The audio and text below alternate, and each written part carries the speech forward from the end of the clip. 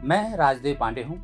आप देख रहे हैं प्रभात खबर। मानसून का काउंटडाउन शुरू हो चुका है। बिहार में इसकी एंट्री अगले 72 घंटे में कभी भी संभव है। हालांकि मौसम विज्ञानियों का कहना है कि वो 48 घंटे के अंदर भी आ सकता है।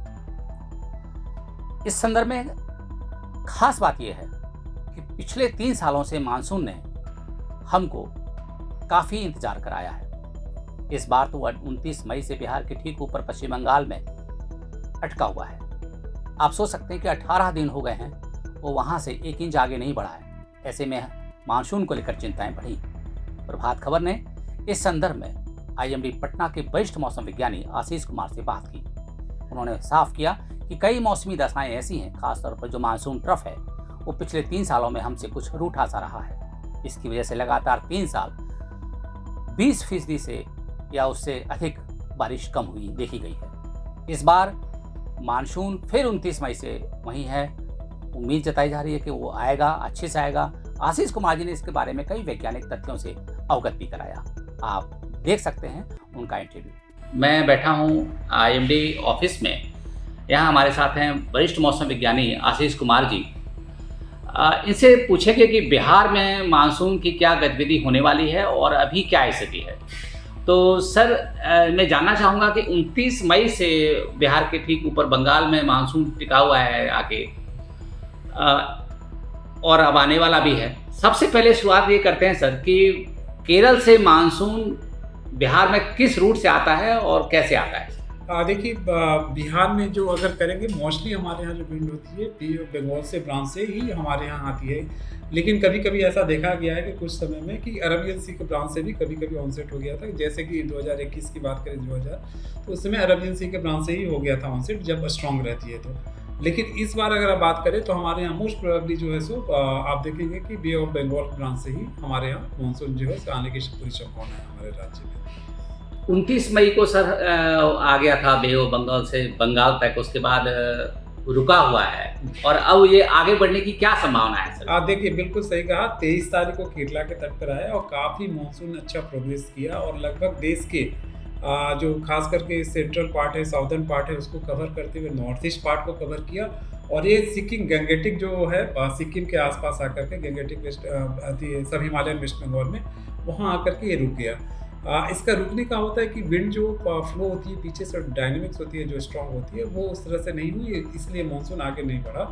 लेकिन अब जो है फिर से एक बार फेवरेबल कंडीशन बढ़ रहा है और हम उम्मीद कर रहे हैं कि अगले 3 से 4 दिनों में मानसून जो है हमारे राज्य में प्रवेश कर जाएगा। पूरी तरह प्रवेश करेगा या मतलब अभी पूरे कवर कर लेगा या अभी सिर्फ एंट्री ही कर पाएगा? नहीं, हम उम्मीद कर रहे हैं कि राज्य के लगभग अधिकांश हिस्सों में मानसून जो है अभी जो आएंगे वो कवर कर लेंगे। अच्छा सर, पिछले समय में ट्रेंड आपका काफ़ी अनुभव है और आपका विश्लेषण भी होगा। पिछले समय में मानसून का एक ट्रेंड देखने को मिला है कि वो 3 साल से मानसून ब्रेक कर जाता है, आके 10-20 दिन रुक जाता है। पिछले साल 19 दिन रुका था, उससे पहले 10 दिन रुका था। अब इसकी क्या वजह है सर? ये तो आपने बताया कि मानसून विंड जो है वो कमजोर हो जाती है। क्या मानसून के पैटर्न में भी कोई बदलाव देखने को मिल रहा है सर पिछले कुछ सालों से? नहीं, कुछ आप देखेंगे तो हमारे यहाँ मानसून जो है 2 से 3 दिन तक जो देखा गया एनालाइज करके वो देरी से आने पहुँच रही है हमारे यहाँ जो एंट्री हो रही है। तो इस तरह के 4-5 सालों का डेटा आप विश्लेषण देखेंगे तो हाँ है कि 2-3 दिन लेट एंट्री हो रही है और देर से जाने में दिखाई दे रही है। तो एक शिफ्टिंग ऑफ जो मानसून है वो सीजन थोड़ा सा वो अभी देखने को, लेकिन इस पर फर्दर स्टडी की काफ़ी ज़रूरत है और लॉन्ग टर्म डेटा से हमें ये पता चलेगा किस तरह की। सर, क्या मानसून की हम चूँकि बिहार मानसून की मुख्य कोर में नहीं आता, उसकी रूट में नहीं आता, तो क्या अभी भी कोई ऐसा बताते हैं कि वो अब साउथ की तरफ शिफ्ट हो रही है हमारी जो आती थी वहाँ से जो? नहीं, ऐसा नहीं है। जैसे मानसून के समय जो है कुछ फीचर्स होते हैं, जैसे जिसको कहते हैं जिसके अकॉर्डिंग वेरिएबिलिटी, मतलब डे टू डे जो रेनफॉल होते हैं वो वैरी करते हैं, उस पर निर्भर करती है। तो वो जो उसके कहा जाता है सेमी परमानेंट फीचर्स होता है। तो उसमें एक मानसून ट्रफ होता है। मानसून ट्रफ के आसपास जो रेनफॉल जो डे टू डे, आज मान लीजिए कि आज बारिश हो रही है, कल कहाँ होगी, कैसे वैरी करेगी, तो उस पर डिपेंड करता है ये जो मानसून ट्रफ बनता है मानसून के टाइम के सीजन के समय में। तो इसमें जो आप देखेंगे मोस्टली जो है ये monsoon trough normally Shri Ganganagar से राजस्थान से लेकर के हेडवे बे ऑफ बंगाल तक रहता है।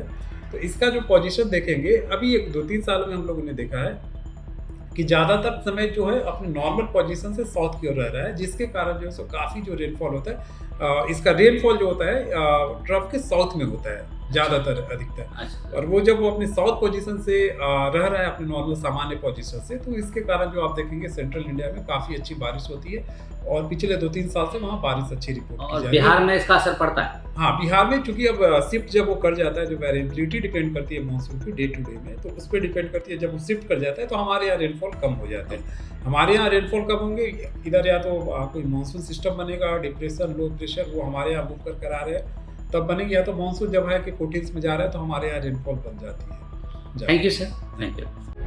प्रभात खबर.com, विश्वास वही, रफ्तार नहीं।